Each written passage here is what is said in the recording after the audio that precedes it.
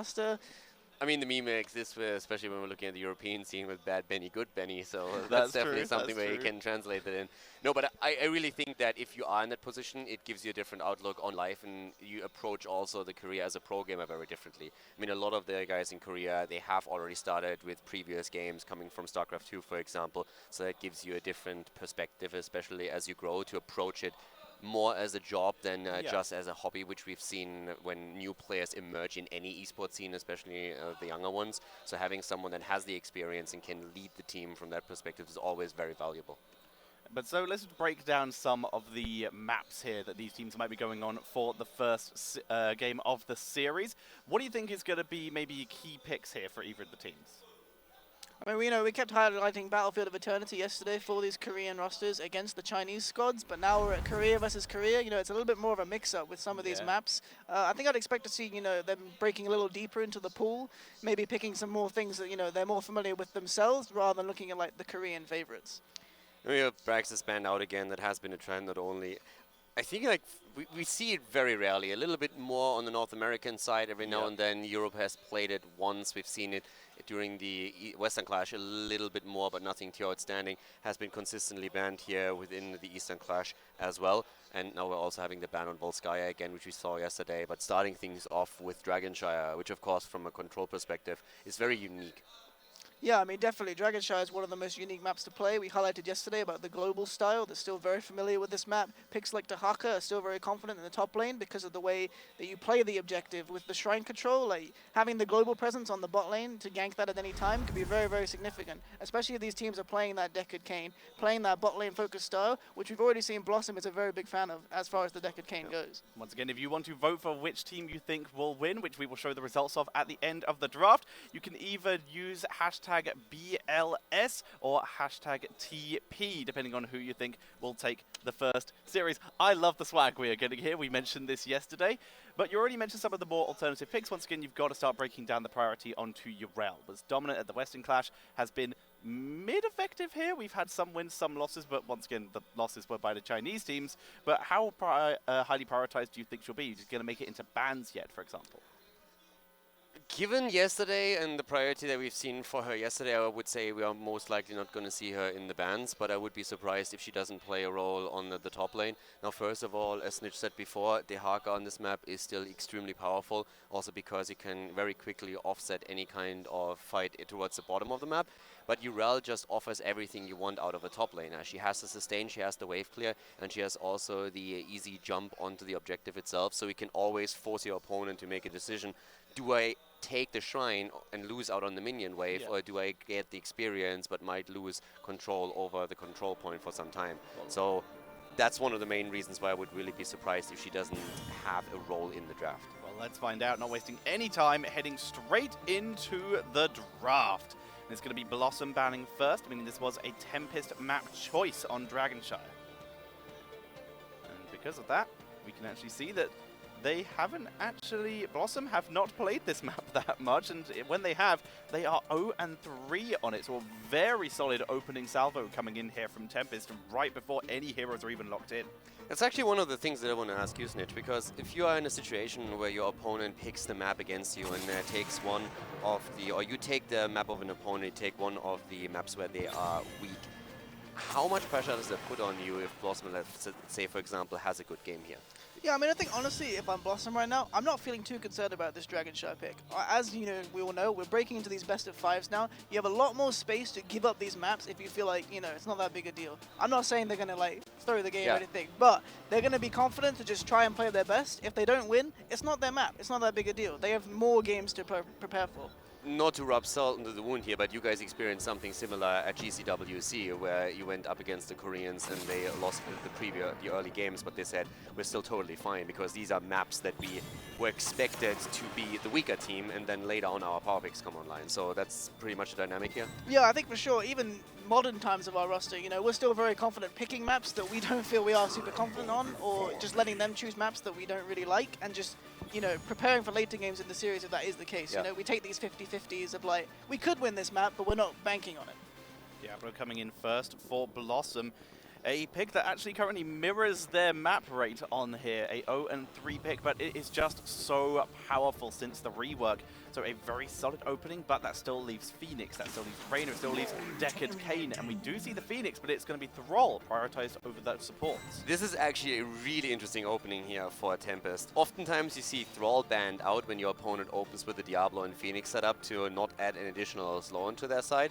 So now with Diablo as a first pick, the first thing that Tempest does is saying, hey, let's take Phoenix away from them so that we don't run into a Lightning Breath Salva combo, and they take Thrall, so now with Earthquake they can provide their own slow and big team fights and have potentially a solo laner, but also a hero that they can send down towards the bottom if they want to choose another melee hero. Yeah, I think the danger I'm looking at with the way the Tempest has approached this draft is I really want to highlight this Anubarak ban from BlossoM. I think it's very interesting, and it's a strong reaction to Sign's performance yesterday.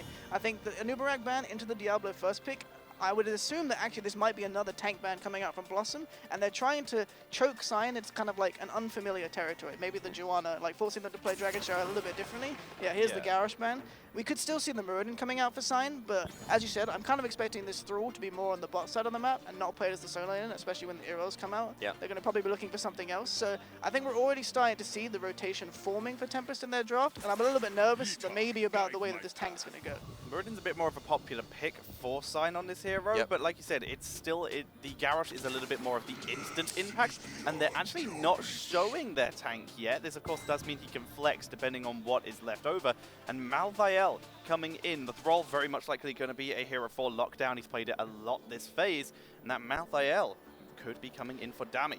Malthael is always one of the heroes that I find super interesting and not quite what I would expect here, especially with how much we've highlighted, especially Dehaka as a global hero here. But you are going up against Diablo, you're going up against Urel, and that's of course a great finisher that you can have here. And it's difficult for Deca to really negate any of those ults that could come out if they are going into a last rights pick. Yeah, I actually really like the Malthael here. It's a very nice matchup with Irel. You can win that top lane against the Irel, which is normally very strong. There's the Meridian for Sign. I think the Zeratul is very interesting on the mid lane, actually. I'm not sure about how the Koreans are playing it. They kind of seem to switch whether they want the Thrall in mid or bot, but Tempest very much like that Thrall in the bot lane for most of their games. So I think we can expect to see this Zeratul versus Phoenix dynamic in the mid lane with the tanks and supports kind of playing around that. But as they do have the Decade Kane, I think we're looking likely for Zeratul becoming playing this mid lane a bit more alone with the Diablo and having Decade Kane Li Ming holding the bot lane and trying to create pressure for BlossoM to win the early game that way. And this is interesting because as far as I can tell, unless I'm just completely misreading my the notes I've got here, is that they haven't actually played Zeratul that much this season. Last season, certainly, with Modern Life playing it about 14 times. But overall, this season, it hasn't been a go-to hero for them. But with that Malthael, with that Karazim, we could be seeing a fair amount of ability to burst if they're able to lock them down.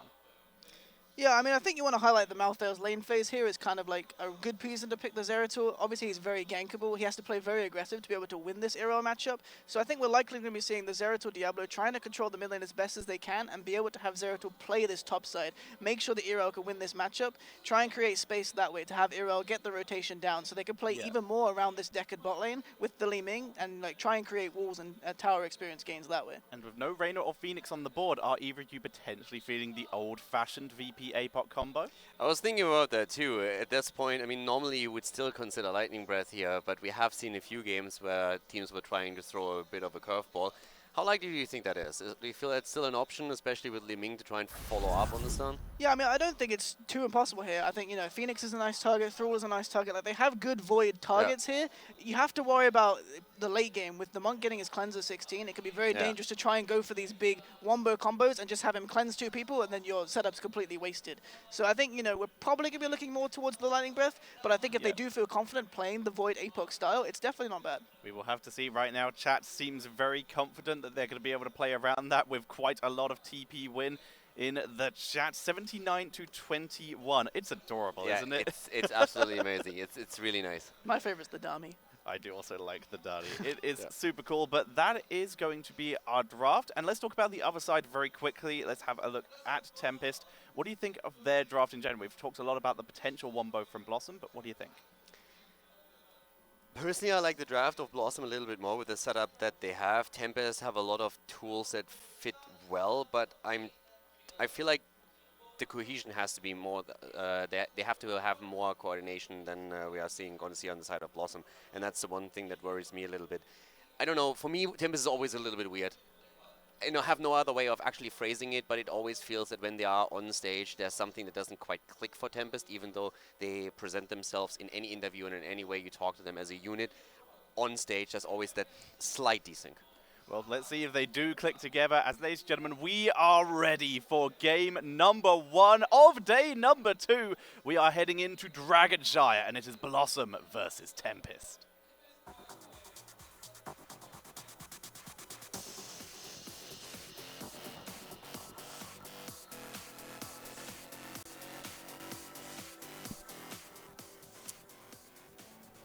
Didn't know that was there. All right, so we're heading into game number 1.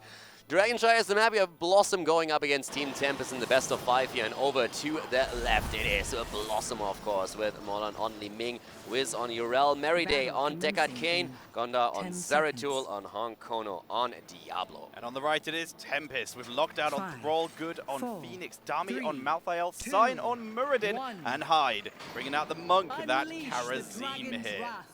Pretty hyped for this one. As I said before, I really expect this to be a bit of a wild game or a wild series between the two teams here. We've seen very aggressive plays, especially out of Hong Kono, to the extent where oftentimes he's going in a little bit too deep, and I would expect that aggression in this game, Tim. Would not surprise me either. For now though, Hong Kono's holding that mid lane a little bit safe. Merryday, Modern, and Gonda also not get themselves ganked with Locktar rotating down. A potential Spirit Wolf could be very deadly there. Also talking a bit about rotations and talent adjustments, we have on Dami's side on a Pale Horse taken as a level 1 talent. So when you compare that to the Western style, definitely a bit of an adjustment on his part when it comes to the talent build. We're gonna keep an eye on that. Going to be that perfect storm coming in for Muradin as well, sticking with that little bit of burst style. No need for that third win, in his opinion. There's a lot of poke on the other side, so it could be interrupted very often. Phoenix with the Arsenal Synergy as a level 1 talent, so all about the auto attacks at this point. And yeah, looking at the rotation here, I mean, already with the Pale Horse, we're seeing Malthael really quickly going to soak 2 of the lanes, so that helps him, of course, to keep the control of the mid and the top lane here, trying to counter-soak Urella in this early stage.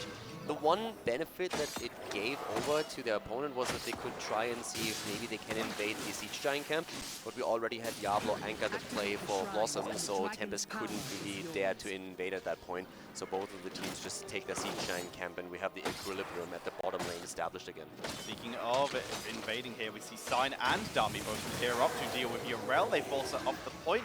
No chance of a gank at this point because the reaction was far too quick coming in there. I'm really liking the way that Tempest is controlling the camps, though. We have them giving up a bit of bot lane control because they rotated into the mid lane to take the night camp. So that allowed BlossoM to 3-man the bot lane, clear out the Siege Giants, and now siege up. But it definitely gives a lot of pressure towards the top lane, and that's something that Tempest is now trying to utilize. So with only Rel being there, there's no chance that Wiz is holding there. Someone needs to rotate over, and that's why we're seeing Gonda on Zeratul and Merryday on Deckard Cain are making the move. Good, getting chased down. Hong Kono goes for the dive. Deckard route lands, and that is maybe... There we go. Gonda with the execution. First blood acquired, but now Merryday dropping low, gets all the healing. Wiz as well applying that armor. He is able to back up too, and that is going to be a 1-for-0.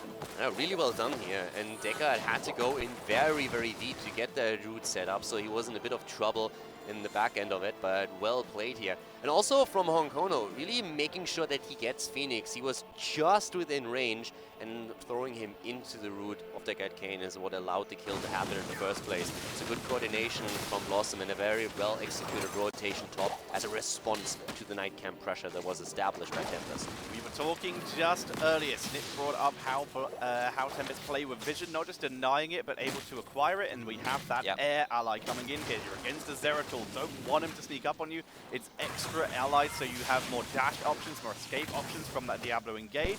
Very cool talent pick coming in here at level 4. Definitely is going to help them here, and also let's not forget that we have the talent quest completed on level 1 for Thrall, so once again going the triple, they're going for the triple. Oh my god! The triple route, the kill against Phoenix, and then Li Ming with the reset, going straight for Karazim to add a second kill to it. 3 kills against 0 now, as BlossoM is starting to take a smaller but significant lead in the game. Yeah, that was a huge detonation. 3 kills to 0 right now. Karazim and Phoenix just respawning. They make their way back over. Muradin is 2v1ing right now. 2 delay, but with Dami rotating down, it's a 3 versus 2.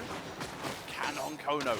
Delay this, pull him away. The cleave attack from Dummy is the first delay. Merida tries to kite it in, but Lockdown with the double Feral Spirit denies the channel as they dive deep and pick up Malphire. Amazing play here. Diablo falls. We're seeing Honkono getting punished for the aggression, but I'm really liking the way that Merida controls the space and sets up these kills. Wow. Incredible play by him.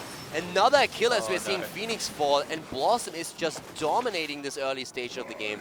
And especially Honkono's playstyle just caters so well towards how the team sets up these kills right now. Diving in deep with Diablo, sacrificing himself to get that first Dragon Knight. And BlossoM is just playing hyper-aggressive here. They look amazing. It's 5 kills to 1 right now. Small punch from Dragon Knight proxying the minion wave with the fire here. Very slow play on this Dragon Knight from Merida for the moment. Not choosing to dive hyper deep forts or towers for the moment. But that little move at the top lane makes it now even easier for Urel to push that in, and it forces Malthael to stay up at the top and not rotate against the Dragon Knight. Now we're only 4 minutes in, 4.5 as the Dragon Knight is taken. So that's one of those moments when you can't get too much. Oh, that's so nice. Good. Able to root him down inside the fort range, preventing the teleport away. And then finally, he dies to the Ancestral Wrath. Very entertaining. Yeah, the Ancestral Wrath definitely the final blow here. But I'm really still liking what BlossoM is doing. Now, they just lost Zeratul, but the early game aggression is incredibly refreshing.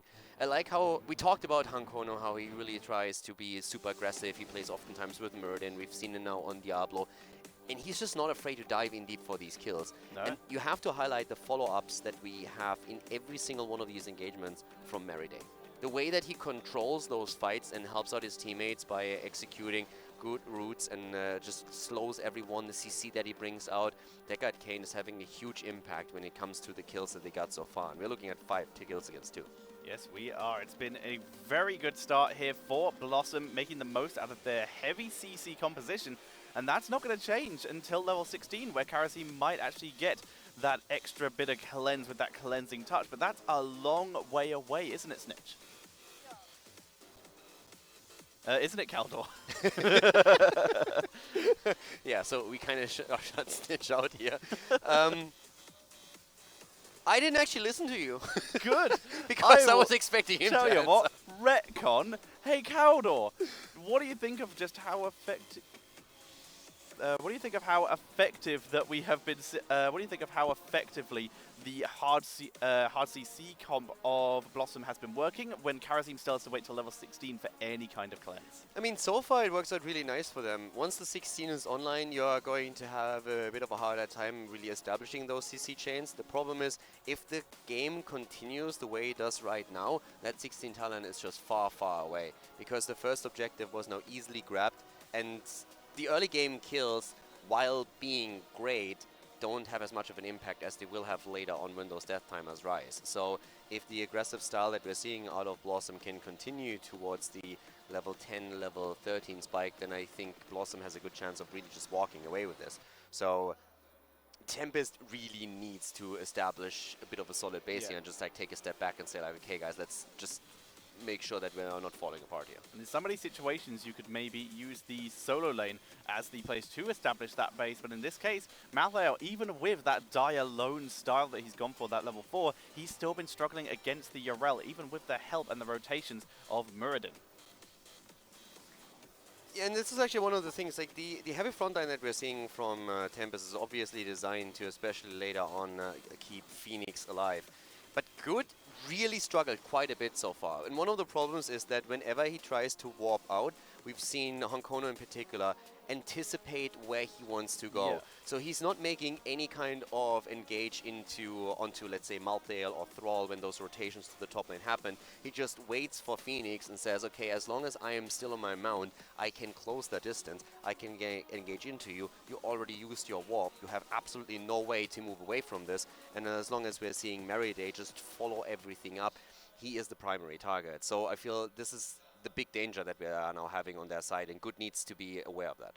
And let's have a quick test. Snitch, are you with us? That sounds like it. I think I might be with you now. Yeah, welcome back, Snitch. So let's you've been watching backstage. You are up to speed with what we've been saying here. What are your thoughts so far at this stage of the game when it's level 9 versus level 8?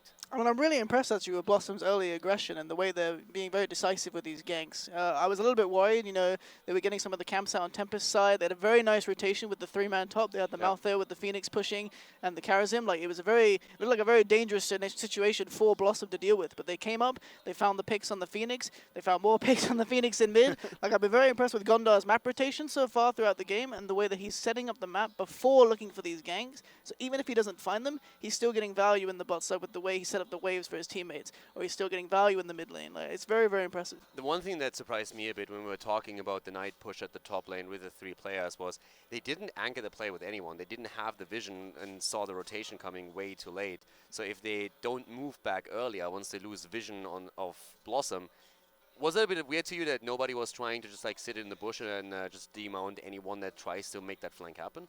Yeah, for sure. It was a bit strange to not see anybody ready, you know, in case BlossoM did make a rotation. But that could just speak to Tempest's confidence in this matchup, you know. Maybe they're a little bit overconfident in this first game, you know. We know this isn't BlossoM's map. We know they've got a hero like Diablo, for example. They don't have a great win rate on. You know, maybe they're just feeling very overconfident in this matchup. But it seems that BlossoM's here to play, you know. They made a very, very nice rotation towards the top lane. As I said, they're already setting up waves and stuff like that to make this rotation. So I think maybe it could just be Tempest is missing it, which could be a bit troubling for the rest of the series. Now, since we have a bit of a break, which also allows the players to talk about this, how much pressure do you feel is now on the side of Tempest, considering it's their map choice and the map where they expect to take that first win, whereas for their opponent, it's something where they say, okay, if we lose here, it's not too much of an issue. I don't think it's too much to worry about for Tempest if they don't take this map. I think they'll be able, you know, confident enough to reset. They are an experienced team, but yeah, they probably were looking for this win, and maybe this early game is a bit troubling. All right, thank you very much, Snitch, as we are heading back into the game, and immediately APOC Void Prism, right as we head in for BlossoM, picking up their level 10 straight away, getting out that Lornado as well, Art of Defender, and Li Ming, Wave of Force, very standard there. And you know, I mean, we talked about, of course, the APOC Void Prison, and we're going to come back to that in just a bit. It is, of course, one of those combos that is especially great against Phoenix here in the earlier stages, but also against Thrall and against Malthael. But I want to point out the Lornado again, because we have seen so much pressure already against Phoenix in particular, and he had a really tough time dealing with Diablo's engages. So now you add Lornado on top of that, and Mary Day has been playing fantastic throughout the tournament, yesterday and already in the first 6 minutes of this game. If he can interrupt Warp whenever Phoenix is trying to use that to move away, Good is going to be in trouble, and I'm just looking for Mary Day and him trying to execute those plays. But now let's look on the other side for Tempest. It's going to be a Sundering coming in from Thrall, while they have a Purification Salvo Phoenix. That is furious. That limits their slows down to basically Phoenix himself and to Muradin with that Thunderclap. I think one of the reasons why we're seeing this is that they also hope to interrupt a lot of the combos that could come out of BlossoM. If you get that Sundering set off so that you can maybe interrupt the timing on the Void Prison into Apocalypse, that can really help you. Or even if it goes through, as long as you can interrupt the follow-up damage that comes afterwards, it's something where that might make the difference of you losing a team fight or losing a player in the team fight early on, maybe carrying it over the time. It also sets up to an extent a potential 7-sided isolation kill together with Last Rites on Malthael. So I feel it's more about trying to create these opportunities and denying them to BlossoM than follow up on the salvo damage that you pointed out. That last roll, Sundering and Lornado already coming out. Honkono goes down. That is going to be the first kill of the fight to Tempest, using their heroics very effectively. Last Rites was not used as Malthael was not in range, so no stack required there. But this is one of the plays that for Tempest can really make the difference here. Honkono likes to be aggressive, and if Honkono moves in and it goes a bit too deep, or you can catch him in a rotation, that kill is worth a lot. And that's where especially Karazim comes into play with the 7-sided that we just saw. And it immediately results in them taking an objective. They get the Dragonite out of this. And now, if you just look at experience, they have already taken a lead, and they didn't even get Dragonite value yet. Yeah, they literally just picked up that kill, and you mentioned just how much value it is with the Dragonite on their possession. It's already down to half health, thanks to actually a very nice bait there by Diablo, sorry, to pull it in, as everyone begins moving down to the bot lane for the defense. Both the towers are still alive. Yeah, Urel is still in the mid lane here, but right now we are just seeing Tempest play around the Dragon's Breath, trying to get as much of that in as they possibly can. Now, in an ideal world, as we said before, you are pushing with the Dragon Knight and your own minion wave, so the minion wave soaks the tower shots.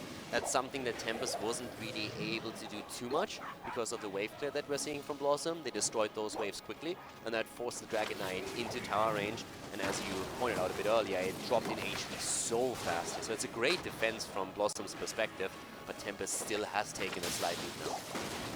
With that Dragon Knight down to 5 seconds, that's all it's going to be able to do. Just backs up to its own fort to protect that. But that's still going to be the first fort of the game. Bot 4 isn't that healthy at the moment, so BlossoM might be able to get that as some counter experience. But overall, Tempest with a fantastic comeback, even still behind in kills.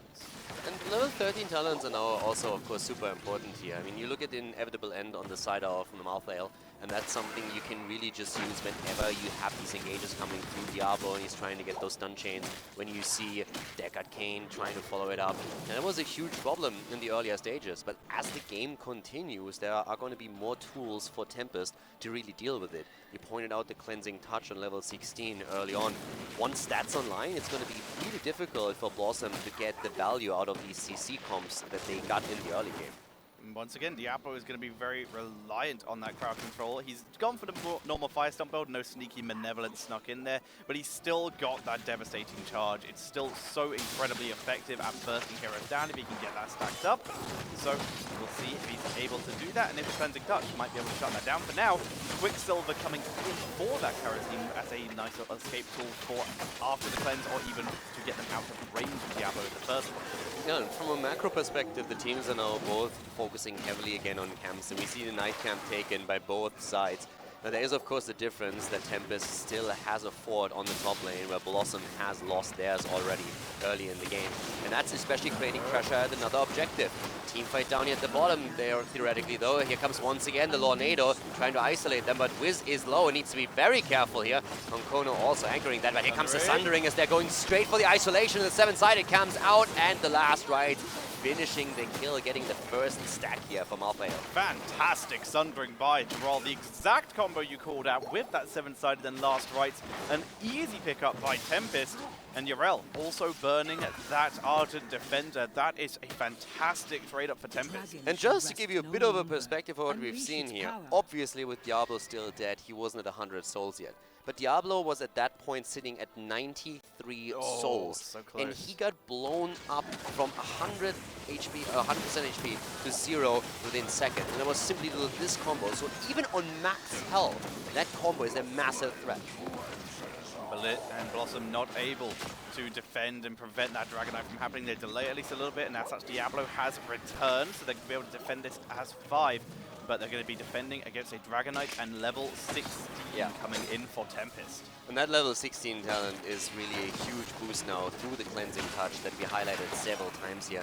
Now we also have Murden not taking his level 16 yet. We obviously have the level 4 and level 13 synergy to give him a bit more survivability. But on 16 there's so much they can do right now. The extra jump range on the Dwarf launch where you can just try and get the better engagement set up. And that's exactly what we're getting here. So not any kind of defensive moves with Stoneform, but instead just looking for that engage and looking for these potential quick jumps with a stun and the follow-up that could be through the Sundering Thrall, plus then also, of course, on top of it, the 7-sided, if there's an opportunity. He's now much safer doing this with that Cleansing Touch. We've been talking about all game, now online, but he has to be careful with the use of his charges because Diablo has domination, so he's going to be able to get some fantastic consistency C-chains. Yeah, also level 16 is ready for Zeratul, and this is really the moment where Zeratul can contribute a lot in this. But BlossoM is also relying to an extent on that Void Prison into APOC combo. That's what they tried to execute here. That's why they went away from Lightning Breath. And so far we haven't really seen that come through. So this is the one thing that I want to see in the next team fights. Do we have that 5 versus 5 where BlossoM can execute the combo?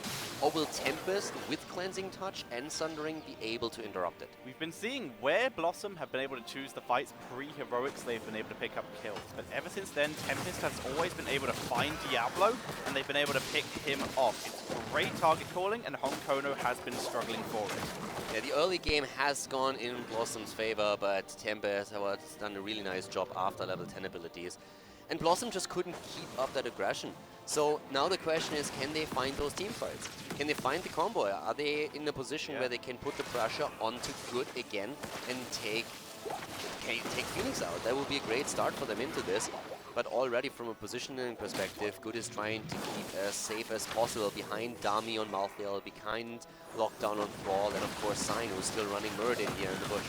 Speaking of lockdown on Thrall, he's decided that with that Sundering, he's very happy to, nice never end there, he's very happy to get stuck in. He's gone for that Tempest Fury over the usual Thunderstorm, but that was a Tornado being pulled out. It's a pretty long cooldown, so that engage not working well for BlossoM. Yeah, and the entire time Good was just on mount.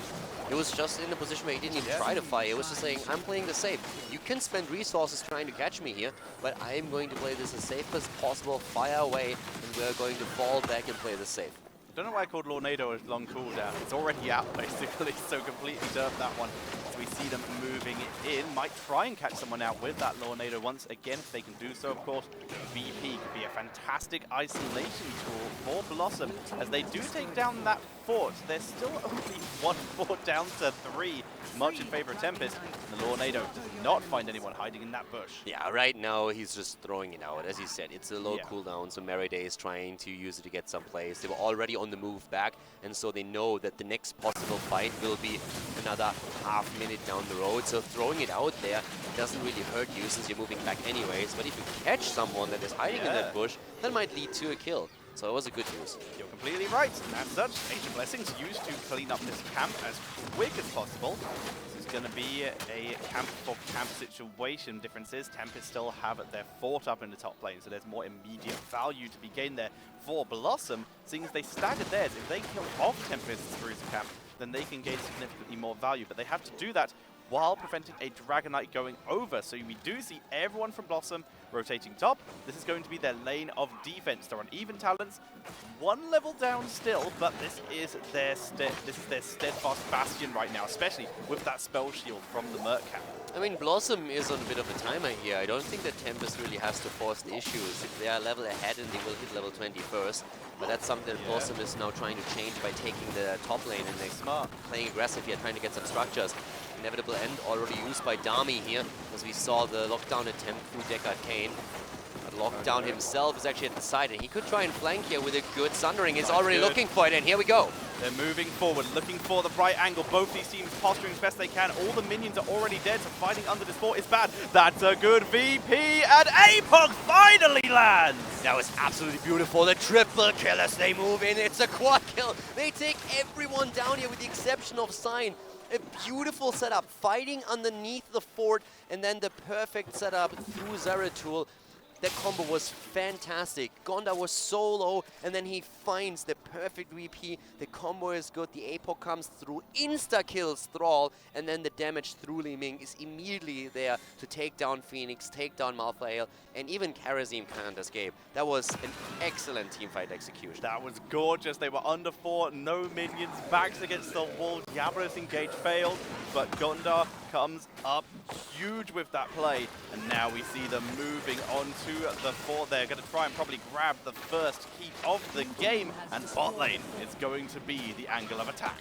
I'm still stunned. That was such a beautiful play there, especially from Zeratul. Setting that up and setting Diablo and Liming up for this was fantastic. Now they are, of course, reaping what they saw. They move through the bot lane. They have Siege Giants behind them. It's definitely going to be a key.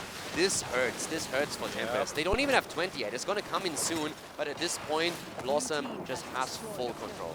Tornado does not find the target, but like you said, they have control. That first peep, 45 seconds left on the Dragon Knight as they rotate to mid lane. Are they going to look for another keep? Yeah. They can at least get the front wall here. It's one of those weird scenarios where you're already thinking about core, but you're not quite sure if he can really pull it off. BlossoM doesn't feel confident enough to make that move with everyone on the side of Tempest spawning again. But yeah, now there we go, trying to try a little bit more damage onto the keep itself. It's interesting to me that Muradin hasn't taken his 20 yet. I would definitely have expected him to go into Rewind here immediately, but that's not the case. And he does not take it. Ardent Shield coming in, and Karazim with the usual talent for this tournament, the Transgression. He wants those burst kills. It's going to be even harder now. Diablo with Hellgate, which can be used as not just an engage tool, but an escape tool, will be huge.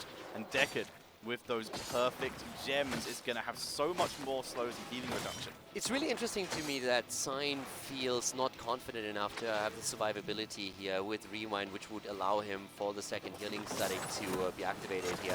So even with Avatar, and oh my god, not even with a 20 is he able to survive there. He gets caught out, put into a stun lock, and then blown to pieces by Li Ming.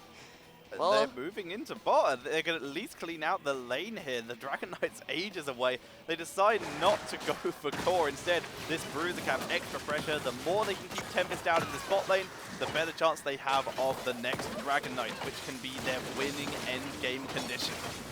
I'm not quite sure if I would have liked them maybe to... Okay, so no, I actually don't like what BlossoM just did there. Are they going to go for core with this one, now just getting the camp? Okay, so this I like a little bit more.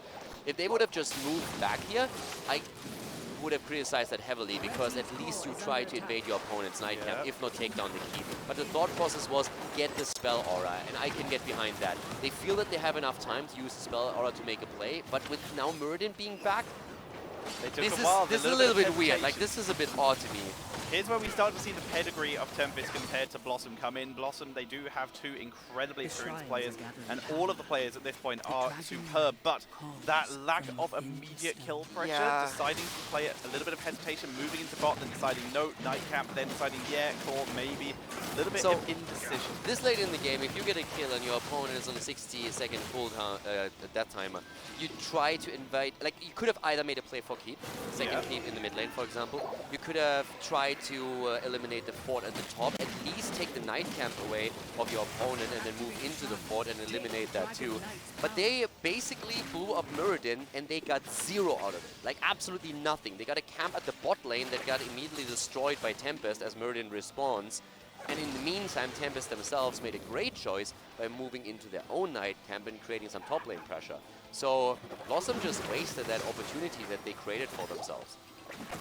Tempest hopping around in the bush. They found a Wiz who doesn't get a great jump. It's going to be a disengaging Lornado. One-person VP as Gondar is eating a huge amount of damage. Last Rites wipes him. Yeah, down he goes. Zeratul is dead. And now Hellgate and the kill against Karazim. Perfect player by Honkono. That just saved them the T-fight. The Epoch comes out, doesn't hit, but at least zones them out a little bit. Wiz is low though, and so is Meriday. They need to be careful. And there's the first kill. Malthael goes in, gets the second stack. They drop Diablo 2. This is bad for BlossoM. Good at full health, cleaned up that fight. The nice scroll of sealing to prevent the chase from Meriday, but that is a 2-for-1 trade coming in here. Actually a 3-for-1 as Diablo lost all of his souls there. Needs to be careful that he doesn't get sniped immediately. Phoenix is channeling top. It is a 3 versus 4 right now as the Dragon Knight is taken. Yeah, Dummy takes it, but Thrall goes down. That's actually an important kill, because now it's much easier for them to defend. But that was a really hectic setup there. You could see that Zeratul was forced into that panic void prison as a defensive tool, and it was only hitting one. You pointed it out, and Honkono looked at it as like, guys, I'm not even gonna APOC that. That's like no point in it. Instead, he jumps onto Karazim and gets the kill against him as Zeratul falls. So it was a good trade. With Thrall dead, Dabby doesn't really have anything to do right now. He can't move across the map because the Dragon Knight will be cleared out. His team's already dealing with the minion wave. So right now, this Dragon Knight is more turning into a denial Dragon Knight plus style points. Style points, yeah, they get those. But we can't emphasize enough how important the kill against Thrall was. That was actually crucial. If you don't get that kill, you talk about a Dragon Knight in a 5 versus 5 setup, so you will at the least lose it. But with now a 5 versus 4, BlossoM is sitting there and says, boys, you can come at us with your DK, but we might kill one of your heroes. And if that happens, they can again take the map control and maybe go for the second keep or go for core. So that Thrall kill really made the difference there. It was huge right now, and with that Tempest, they can't even get the trade out for their keep of their own. BlossoM are so happy just to sit back in their own base at this point. Well, to an extent, because there's one important thing for BlossoM. when Thrall was dead, they used it to move out on the map since they have to get the souls of Diablo back. So they eliminated waves, and they are back at 44 stacks for him now. Talking about the stacking process, I also want to quickly highlight that Sign on Muradin has not completed his quest yet. Wow. He's sitting at 22 stacks on both of his quests, on the base quest and the Perfect Storm. This has been a very passive game, so that does make a fair amount of sense. BlossoM have been able to play a little bit further back outside of the few very sparse team fights. And that heavily reduces also the aggression you can bring within the team fight, because the cooldown reduction you get through auto attacks on the Stormbolt is incredibly powerful when you're trying to establish these massive CCs that continuously come out, especially with Pierce, of course, being active. So he needs 3 more, and then we're going to see a Sign maybe with a bit more playmaker potential. 23 to 22, 24 minutes in. Both of these teams decide to play passive once again, cleaning out the lanes. Mercenary camps being taken by Tempest, though. BlossoM, despite having down that keep, they're comfortable to play defensive until the next Dragon Knight. Yeah, the next Dragon Knight is very likely going to be the last Dragon Knight of the game. It would be a bit of a surprise if the next one doesn't end it. There is, of course, a scenario in which the Dragon Knight is taken, but teams lose heroes again, and then you have to wait it out once more. But with the Dragon Knight scaling heavily into the late game, once we have the next Dragon Knight in play, we should see him chunk down not only the keeps, but also the core extremely quickly. So it's very likely that this is the final fight, which means that everyone is now trying to do angle. Where's our position? Where's Zeratul? This is something that Tempest has to worry about. Where's Zeratul? Where's that Void Prism? Make sure that you don't clump too much, because if he finds it and the APOC follow-up is good, that fight could be over within a second. And the air allies keeping full vision onto the entirety of that mid lane. So they know if Zeratul moves through here, or if even the rest of the team, they immediately spot everyone coming through this area, as Honkono takes that out very quickly.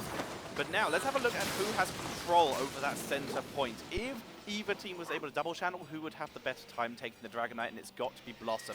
That Void Prism, zoning APOC, Wave of Force, even an Lornado gives them so much area control that if they get the double capture, Tempest have a serious problem. So Tempest have to keep up their rotations or have to pick a lane and defend it. Bot lane would be their preference, as this is where catapults are. Exactly, this is what BlossoM is currently pushing out heavily. There's a camp that pushes through the top lane, so this should be cleared up by the towers.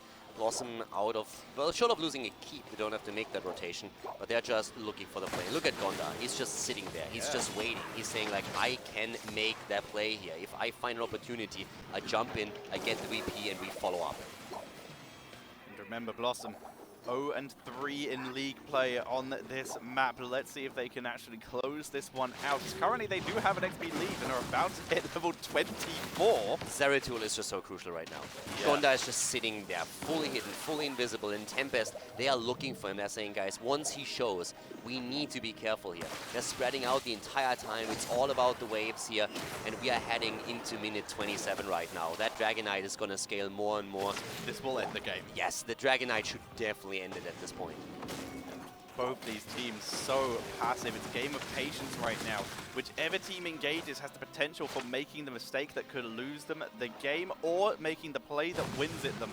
They are playing passive, they're playing safe, as we see a wraparound from Tempest. The air ally is in a good position, and Stormbolt does not land on Wiz, though, as they move forward. Quick disengage coming out here. They're trying to escape. There was actually a chance for the VP already, but right now this is still the opportunity. Gondar is looking for it. He looks for the Void Prison, but they're not pulling the trigger just yet. But just a few seconds ago, there was a big clump up by Tempest, and if Gondar would have been in range, he would have made the move. That's a trade out there. Lornado was used.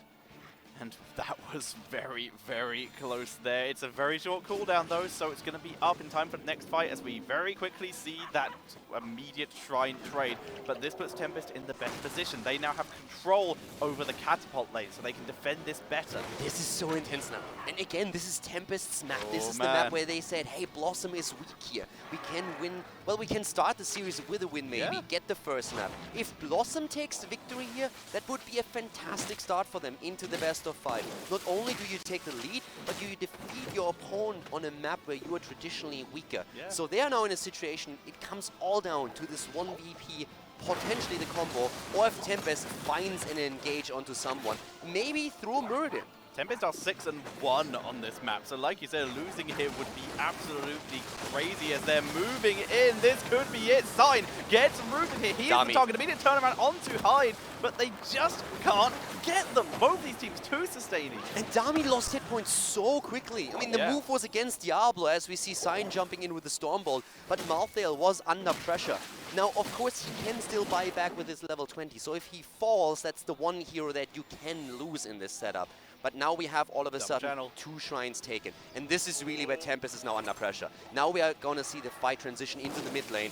And it's again, do we find that VP? Gonda is looking for it. Wiz is at the side. And no one can transition top from Tempest. This is happening. There is a keep going down. It's about to be a keep for a keep. So BlossoM have committed to this very, very effectively. Malthael is rotated up. It's a 4 versus 5. BlossoM would love to take the fight right now, but Dami will prevent the Dragon Knight going over, only barely. But in that time, they almost guarantee themselves a keep, but the Mercenaries finally go down to the minion wave. Tempest played that really well with the Mercenaries. They don't get the keep, but they're still Zeratul, good slow coming out of Meriday, and back to the top is seeing this. This is actually nice control here. Modern Life is there, and if he gets that, and he gets it, the Dragon Knight is in. The Dragon Knight is in perfect zoning on the side of BlossoM, especially Diablo. Honkono is in trouble, and Deckard Kane goes down, so goes Diablo. The VP is there, but let's see what they can do with the Dragon Knight. They've got to just move in. They're down a hero, but this Dragon Knight is so tough right now. They've got Wiz, they've got that disruption coming in here. Diablo has returned. Deckard is not here. Currently it's a 3 versus 5. The DK is fighting the heroes right now. This is such a risky move. They have to back up. That's unbelievable. I thought they would at least go for the key, but he was trying to sneak past the keep onto the core and lost them too many HP. Here comes the cleansing touch again, keeping them safe. Good punt. And we have immediately the ult on Malthael being used, but Wiz is still alive. They go for Dami. Wiz, you're dropping that Ardent Defender, forced to back up. The Dragon Knight can't end the game. 30 minutes into this game, 30-minute Dragon Knight, and they don't even get a keep. This is game number 1, Caldor, as the port is able to save Muradin. He backs up level 24, soon to be 25 to 25. This game continues. I mean, seriously, you gotta be kidding me, right? You're not even getting the keep out of it. If he just hits that keep once, it goes down. You could have waited for Diablo and tried to make the play. Diablo had 100 souls. When he died, you have time. Yeah. I honestly don't understand what's the rush here. The late game decision making of BlossoM, I mean, to be quite frank, it's just trash. Diablo here on the right side, though, is beginning to get those souls back. He's re-farming the minion waves, which are finally not even going to be pushed out that much. He's going to struggle to get these. They raid into the camp. Tornado will guarantee this, stolen by BlossoM. Good steal, but I really think BlossoM pressures themselves too much.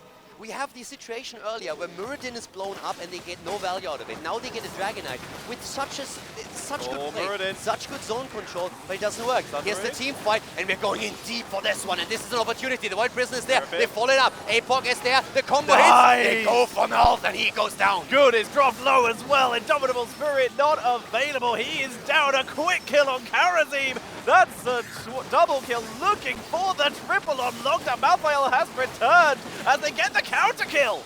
Fleming is down, and all of a sudden Tempest is the one who's trying to chase right. Last rights, and Honkono survives, but barely. They go again back onto Malthael, but this is just absolutely insane.